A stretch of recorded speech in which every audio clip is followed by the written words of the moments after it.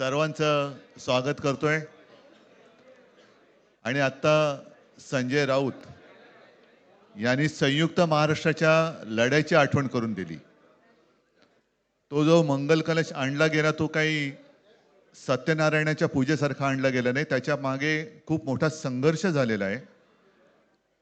105 107 किंवा त्याहूनही जास्त मराठी माणसांनी बलिदान देऊन मुंबई महाराष्ट्राला मिळवून दिली आणि त्याची आठवण आज होणं स्वाभाविक आहे, कारण आम्ही आज दोघेही इथे बसलेलो आहोत ठाकरे बंधू।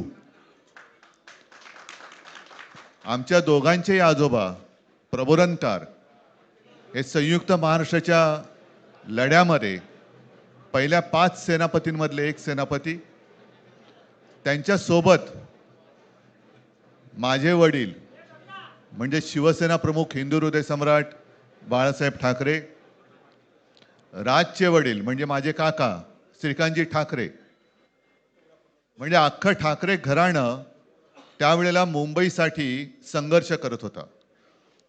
त्याच्यानंतरचा इतिहास मी काही आता तुम्हाला सांगत बसत नाही, पण मुंबई महाराष्ट्राने मिळवल्यानंतर मुंबईमध्येच मराठी माणसाच्या उरावरती उपरे नाचायला लागले आणि त्यावेळेला न्याय हक्कासाठी शिवसेना प्रमुखांना शिवसेनेला जन्म द्यावा लागला।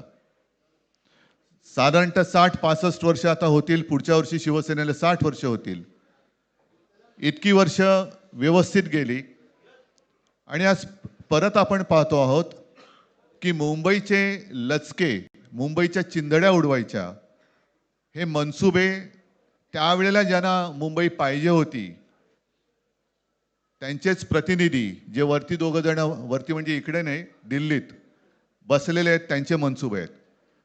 आणि आत्ता जर का आपण भांडत राहिलो तर मग तो जो काय संघर्ष, ते जे काय हुतात्मा स्मारक आहे त्याचा मोठा अपमान होईल। आज आम्ही आमचं कर्तव्य म्हणून एकत्र आलेलो आहोत आणि मी मागेच म्हटलं एकत्र आलो आहोत ते एकत्र राहण्यासाठी। यापुढे मुंबईवरती आणि महाराष्ट्रावरती कोणी वाकड्या नजरेने किंवा त्यांच्या कपटी कारस्थानाने महाराष्ट्राला मुंबईपासून किंवा मुंबईला महाराष्ट्रापासून, मराठी माणसापासून तोडण्याचा प्रयत्न करेल, त्याचा राजकारणात खात्मा केल्याशिवाय राहणार नाही, शपथ घेऊन आम्ही मैदानात उतरलेलो आहोत। उत्साह अमाप आहे। मी तुमच्या सर्वांच्या माध्यमातून, मला कल्पना आहे की आज केवळ महाराष्ट्रच नाही तर अख्खा देश बघतोय। मी सर्वांना विनंती करतोय, आवाहन करतोय आणि एक सूचना सुद्धा करतोय, कारण मागे विधानसभेच्या वेळेला भारतीय जनता पक्षाने जो एक अपप्रचार केला होता, बटेंगे तो कटेंगे, तसंच मी मराठी माणसाला सांगतोय की आता जर का चुकाल तर संपाल, आता जर का फुटाल तर पूर्णपणे संपून जाल। म्हणून परत एकदा तुटू नका, फुटू नका आणि मराठीचा वसा टाकू नका, हाच एक संदेश मी आमच्या आज दोघांच्या युतीच्या निमित्ताने संपूर्ण महाराष्ट्राला देतो आहे।